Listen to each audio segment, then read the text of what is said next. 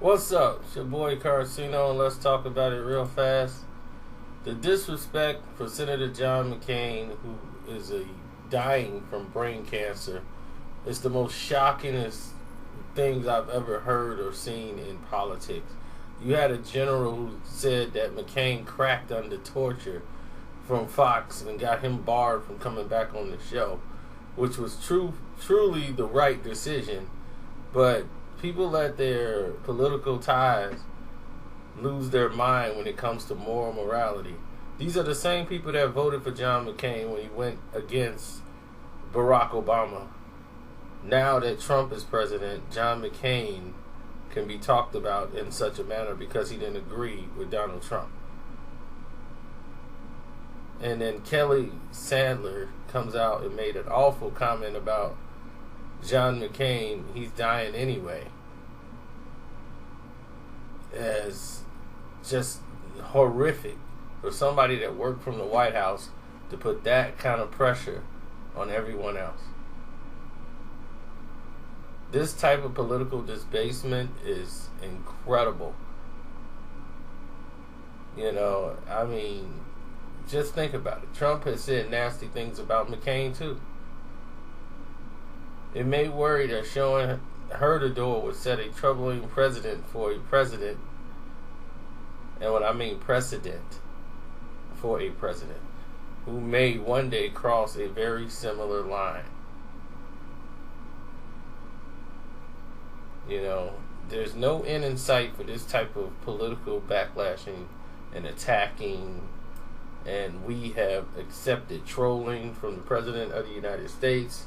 We've accepted all type of vulgar, no morality, no basically commander-in-chief. There was a certain standard you had to be to become president of the United States, a certain way you carried yourself as a decent human being, and that has just been buried and jumped over and hurdled. As one mainstay of the Trump era is the reporters who are constantly worried of the overselling of this stuff at a political moment. This type of rhetoric and outrage cycle, is futile. But if Trump's goal is to bulldoze everybody into unflinching steadiness, then he's accomplishing his goal. What happened this week is just the worst thing we've ever seen. I've never thought in my day that a McCain, who's a war hero status, who was tortured while he was captured, and to just brush it under the rug and attack the man is just ridiculous. And McCain's opposition to Gina Haspel's nomination to be the CIA director, Sadler said it doesn't matter, he's dying anyway. And then the White House response Friday was that they would not distance themselves in sight, of the comment of the brain cancer stricken Arizona senator, but to no comment. Sarah Huckabee Sanders said, Sadler is still employed but declined to go any further. I'm not going to validate a leak one way or another out of an internal staff meeting.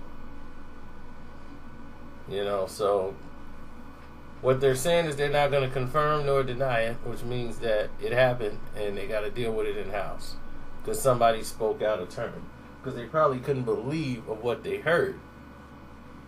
The comment as it happened was first reported Thursday, just hours after, McCain had given up his key, information about being tortured as a prisoner of war, a claim for which the network soon apologized, as the guy had just did what he did on the air. But while Trump's favorite cable news company was quick to atone for merely airing someone else's views that crossed a line, the White House is apparently not going to take any action for a staffer talking that way about a dying American war hero. Its policy of not confirming leaks has been deemed more important If there were anything that might have warranted an exception, you would think this might qualify as that. But apparently no waivers will be granted for these type of circumstances anymore. You know, there's apparently a sense that Sattler made the comment as a joke. And who would make that type of a joke about a person who was dying, who was a war hero?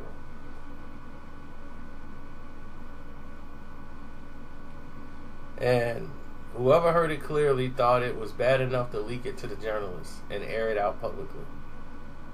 Mostly thought this all shows how unlikely the trend is to arrest itself at any time soon.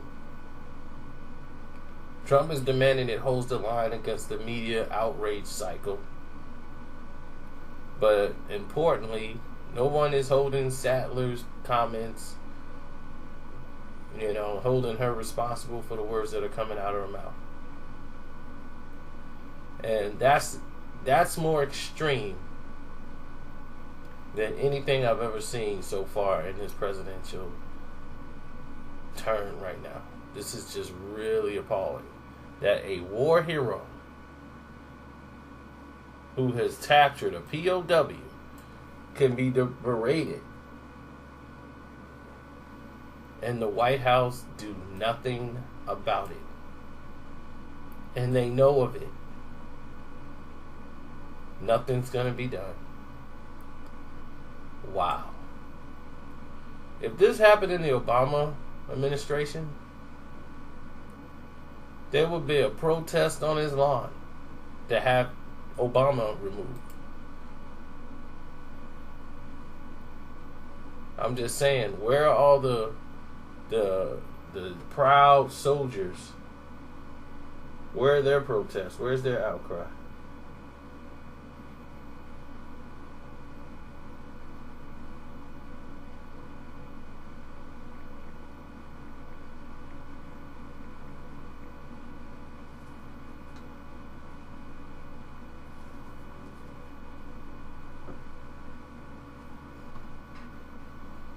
I can't even talk about this no more. It's disgusting.